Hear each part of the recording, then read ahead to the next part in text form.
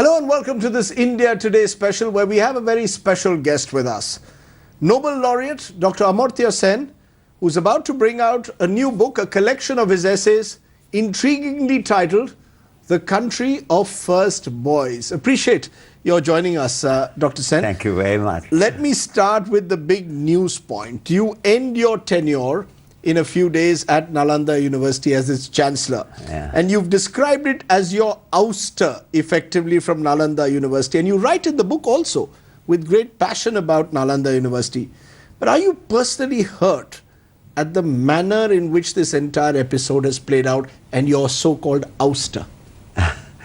I think to focus on the ouster might be a bit of a mistake, in the sense that that had been known for some time, that I had, the board wanted me to continue unanimously. The government did not, and it became clear to me that if I succeed in staying on, which many of the board members wanted to go on fighting, I'll be making a mistake, because the important cause is Nalanda University. And I could not be an effective leader of Nalanda with government hostility because, so many things depend, including finance, on the government. On the other hand, Nalanda has been something which has moved me, which I do discuss not so much in the New York Review article, but in the article in this book, the Country of First Boys, that has been with me from my childhood, from the age of 11 when I first saw that with my grandfather. And it's a cause, and so my focus particularly was to find someone who be committed to the idea of Nalanda. And I think in George Yeo, who is going to be the chancellor now, whom the board under my chairmanship unanimously selected. Unlike the last meeting where I wasn't there when I was being selected, this one was chaired by me. And Giorgio is very committed to the cause of Nalanda. He's been in the board from the beginning.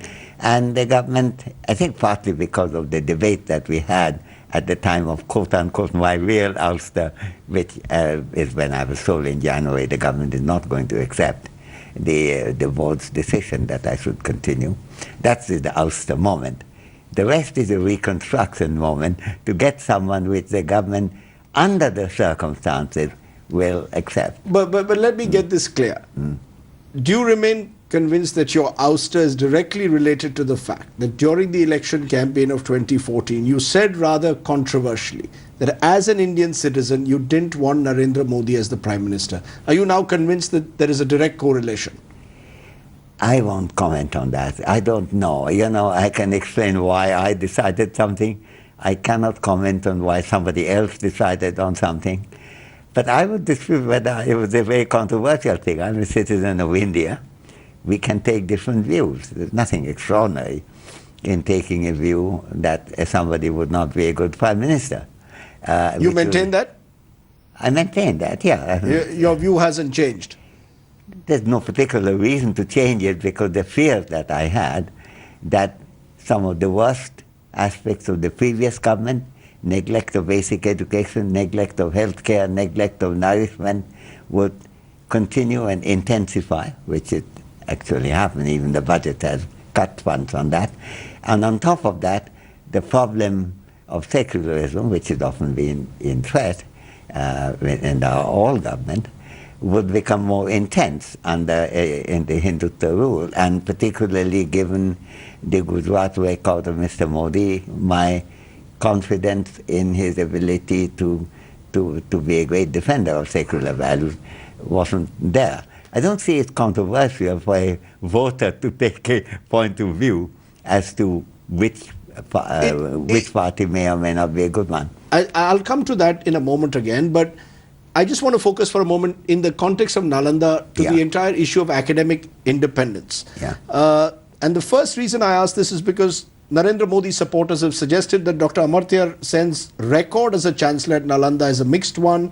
There are allegations of cronyism, of non-accountability of financial spends, of uneven academic standards. So it's not black and white, is how they suggested. Well, I don't know, again. I mean, there are very serious charges that they've made when it comes to cronyism, financial. These are newspaper story. I mean, one of the BJP leaders said that I am very happy to get a salary of 50 lakhs of rupees. The salary is zero. I was told, serious charge, as you point out, that Nalanda has wasted and spent 3,000 crores of rupees. In fact, from the beginning of the university up to now, we have spent 46 crores, which is about 1.57% of the amount alleged. The allegations of cronyism, the allegations of favoritism. Cronyism, I don't know what that is. We have to see which way that is judged. The cronyism was, we had a choice of vice chancellor. They questioned the choice of vice chancellor. The vice chancellor was chosen by the board on the basis of a selection committee comparing different candidates. Now, I'm not going to discuss whether that anyone could,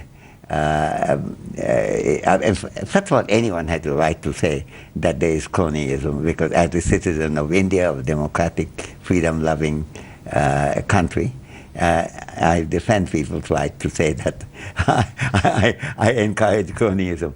On the other hand, if it is argued that there is not a process that's followed, that would be a mistake. There was a selection committee, there was a board decision, there was a unanimous board decision on that, on the vice chancellor. But Dr. Sen, you write in the book, also in your chapter, is that the larger issue is not about individuals. It's not about Amartya Sen or who is vice chancellor. It's about academic freedoms. Yes. Are you convinced that the Modi government is compromising academic freedoms? Because the argument could be previous governments in this country have been no different. They have always interfered in academia, in curricula, in appointments. Or do you believe there's anything specific about this government that leads you to believe that academic freedoms are being compromised?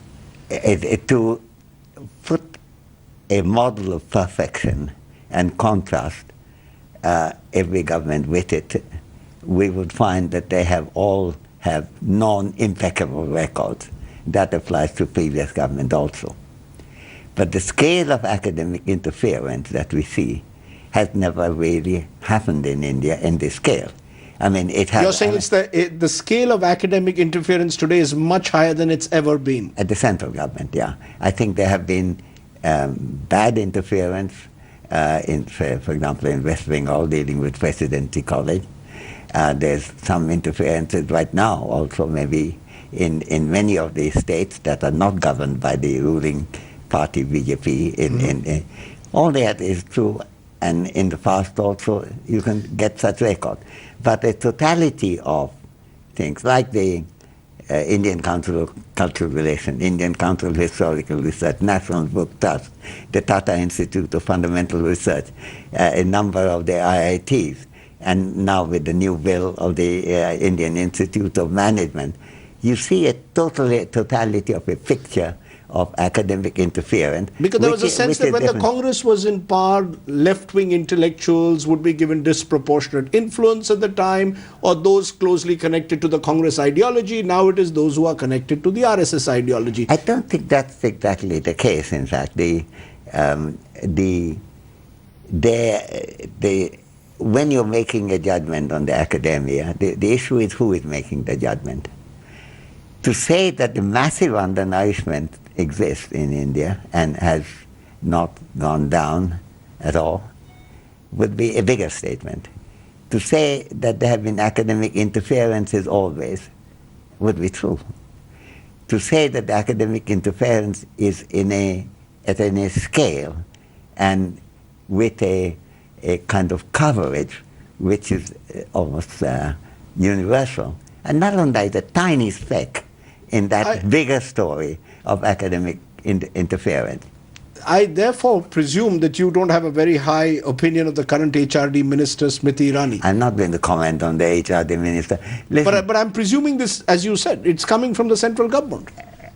Do you believe that she is the right person? Because most people believe HRD, or certainly education, should be the critical area which any government should be focusing on? Do you believe she's the right person to be HRD minister? I'm not going to comment on that. I have not studied her career.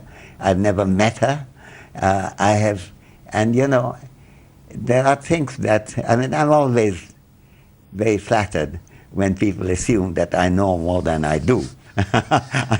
I don't know very much about her at all. You know more about the Prime Minister then, since you said that you felt as a citizen of India that he should not be Prime Minister. Do you believe that he, in the last 13 months, has he convinced a skeptic like you that he's not a sectarian, polarizing figure? Or are you convinced even more that what you said more than a year ago is proving right as far as you're concerned? Yeah, that is judging Mr. Modi in terms of his policies.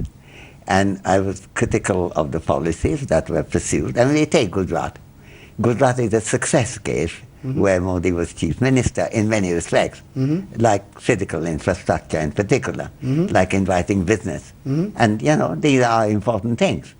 But there's never been a success on education, on healthcare, on gender equity, on immunization, on undernourishment. So you're saying the Gujarat model in that sense has failed on social on socio-economic criteria. It succeeded perhaps in physical infrastructure, because in your book you contrast two models. The Kerala model, which you say has been extremely successful when it comes to social indices, and the Gujarat model, which you say has been very successful when it comes to physical infrastructure.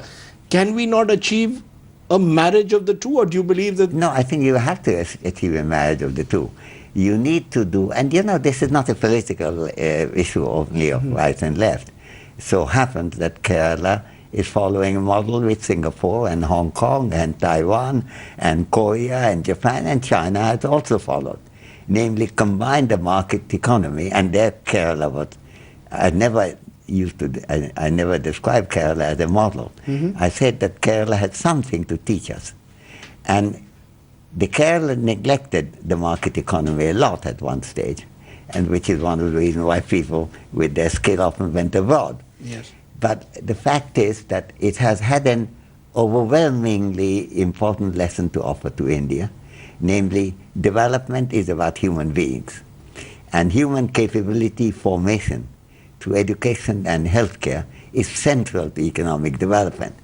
When I first said that there's something to admire in Kerala in the 1960s, I was told that Kerala is the third poorest economy poorest state in India.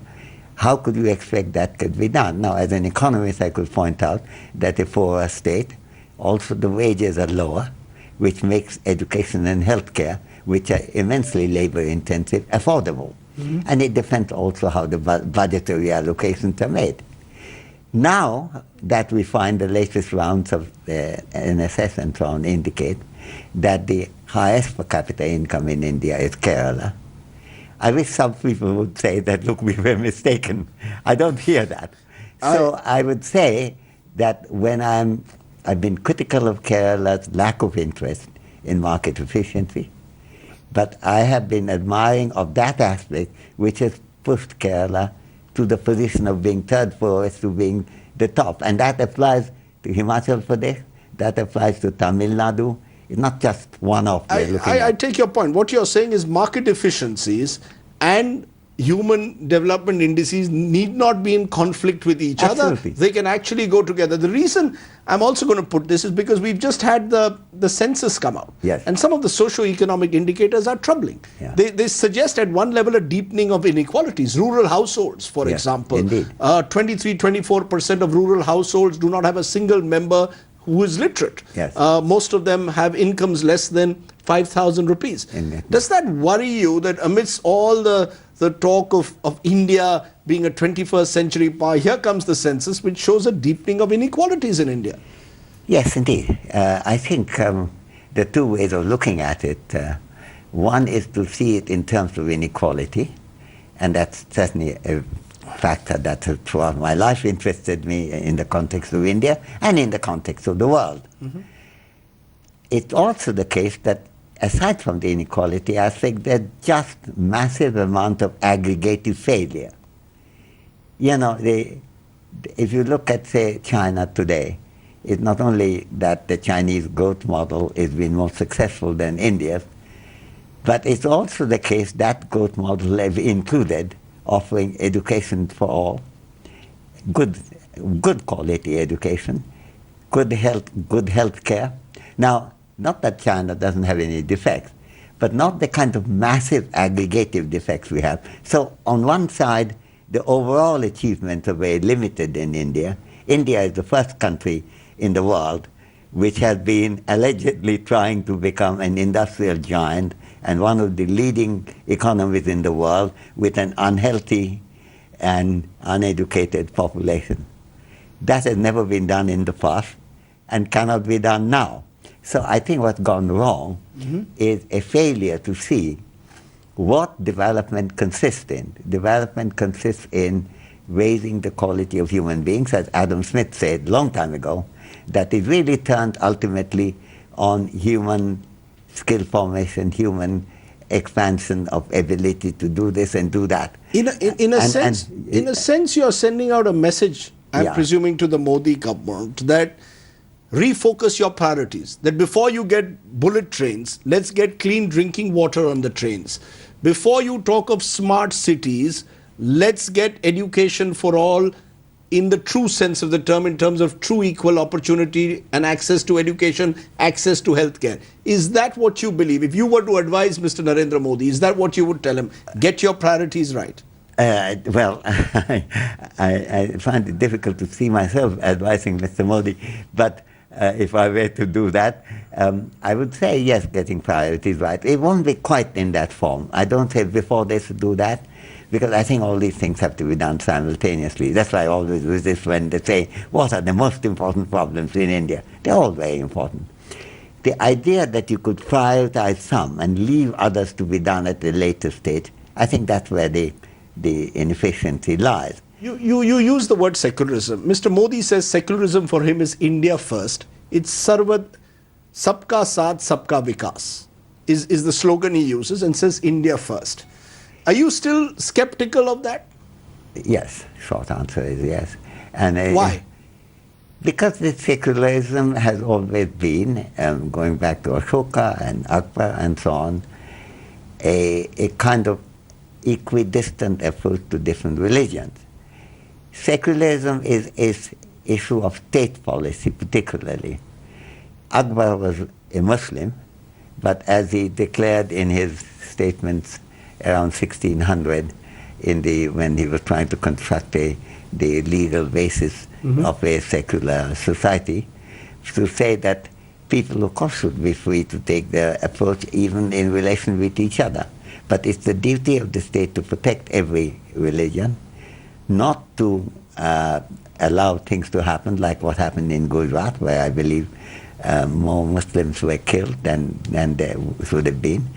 Is that what you're trying to avoid? Ashoka, going back exactly the same thing. He himself was Buddhist, but he would like all religion to be tolerated and treated in the same way. That's what Mr. Modi says. Well, if they say it, and if it turns out that in terms of there is no Gharwapsi going on, no church burning going on, no preference given to Hindu point of view in the Indian Indian Council of Historical Research, then I think that would be an appropriate claim. I think to say afraid, Mr. Modi also says everyone should have toilets, a cause that I've been pursuing for more than 10 years. But not many toilets have been built. So I think what you're asking me is to take a turn of phrase and say, would that be what I want? I mean, there are many nice turns of phrase. He has to walk the talk, essentially. You're saying that slogans are not enough, whether it's Swachh Bharat, whether it's this is the way you do it. To say, I didn't say. I would like to see more action. You'd like to see more action, particularly when reaching out to minority groups, when reaching out. And I would like, and I think there was a really bad record in Gujarat as far as the riots in 2002 is concerned. I would like to be assured. He's got to still live with that cross? No, I would like him to show that cross has not to be lived with, which indicate that there are things like, there would be not silence for a long time about Gharwapsi. There would not be silence about church burning. There would be, and the academics would not be flooded with people who had a partisan Hindu agenda. Let me therefore ask you in conclusion, do you see Achhe Din for the country in the years ahead, or is that also simply a catchphrase to talk about, or is this the politics of hope where Modi is almost like Ronald Reagan spinning the dream of a positive new India emerging? Are you equally optimistic about the future? I am optimistic about the future because I'm very proud of my country, of my, as an exclusively Indian citizen. Some of the people you referred to who may have attacked me cannot say that they're Indian citizens primarily, or indeed at all, in the way full citizenship is. So as an Indian citizen, believer in a democracy, believer that secularism is very strongly in our culture, that I think ultimately these problems would be overcome. This may require political changes of one kind or another. We don't have the time to discuss that. If I'm optimistic and if I think Achhe Din will come, it's because I think the country not only deserves Achhe Din, but the country has the ability to ensure Achhe Din. But this is not going to happen by just leaving things in the hands of either bureaucracy or a leadership which is not challenged, and to say that we don't grumble about not having public services, we don't grumble that there's immunization-wise we are well behind Bangladesh, and Gujarat is well behind even Bihar in immunization. I think we have to keep our eyes open. So if our eyes are open, if our mind is clicking, yes, Achhe Din will come. That almost sounds like Tagore. But before I end, while I focused on Modi, I didn't focus on Rahul Gandhi, who has in the past sought your advice. Do you believe that? No, not ever. He sought my advice only about his personal career. About his personal career. When he was going to study development. When he was going to study. Okay, let me ask you though. Do you believe that the Congress party is increasingly becoming irrelevant? Is it becoming the party of the 70s, caught up in Garibi Hatao kind of slogans? Or do you see the Congress party also starting to change, to understand this new changing India? I can't comment on that. I have not had an opportunity of studying that. It's a very complex question where the Congress is. For anyone like me who was schooled in British India, and we in some ways an important aspect of British school education, British Indian school education, was to take pride in a national unity which Congress provided. Congress had a very special position which cannot be easily taken by any other party. To what extent the party is living up to it is certainly not done well in the election. Is it recovering? It requires a level of investigation that I have not done. The idea that any subject on which you can ask a question, we must have an answer ready, is, I'm afraid, a mistake. I almost thought that Dr. Sen had an answer to everything, but as I conclude. That's the first answer I want to give, that there is no substitute to having an open mind and having scrutinized, critical discussion on every subject. As you keep coming back to India, keep writing about the country, what is it that draws you back to Shantiniketan, back to India? Is it the curiosity? Is it that old Tagore line, where the mind is without fear and the head is held high? The ability to constantly keep the mind open, is that what draws you back to this great country? Well, I'll go back to it's my country. I'm citizen of that. I stand in long queues whichever country I go, because everyone is convinced that I, as an Indian citizen, want to live in their country, even if I'm only changing a plane at that airport. I like standing in the queue with other Indians, and I don't have unhappiness about it, though it could be somewhat taxing. I like being back at my home and my country, Shantiniketan, where I was born. As far as those ideas are concerned, one of the reasons why Nalanda was so attractive to me is because it did practice exactly what Rabindranath Tagore was arguing for, namely where the mind is free and where the narrow domestic walls don't divide us. And that is almost could be the slogan of Nalanda. And I think, but that's not necessarily be Indian. I think my successor in Nalanda, Giorgio, whose book I'm about to release day after tomorrow, also believed that very strongly. So I think that is a more generic feature, but I think he would not be as comfortable here as opposed to in Singapore, and I may not be as comfortable living in Singapore as I am in India. I'm sure you'd prefer living in Shantiniketan to Singapore. Actually, I'd like. This is a peculiarly difficult question. I like being in different places and I enjoy them. Every time I've been to Singapore, I've enjoyed it. I happen to teach in an American university, namely Harvard. Do I enjoy it? Yes. I happen to have headed a college in England, namely Trinity College, Cambridge. Did I enjoy it? Yes. Do I like going back to Shantiniketan every time, to Calcutta where I was schooled? Do I like Presidency College? Do I visit the coffee house across the street every time I can when I go to Calcutta? Yes. I think this idea, where the mind is free, allows you not to say, should we have this or should we don't have? It's like saying, do you like cereals or would you like meat or would you like fish or would you like vegetables? And if you want to say all of them, that's not a contradiction. It is to say that life has enormously rich potential, which can flourish in different cultures, different experiences, different milieu. But we began with the question, why do I like coming back to India?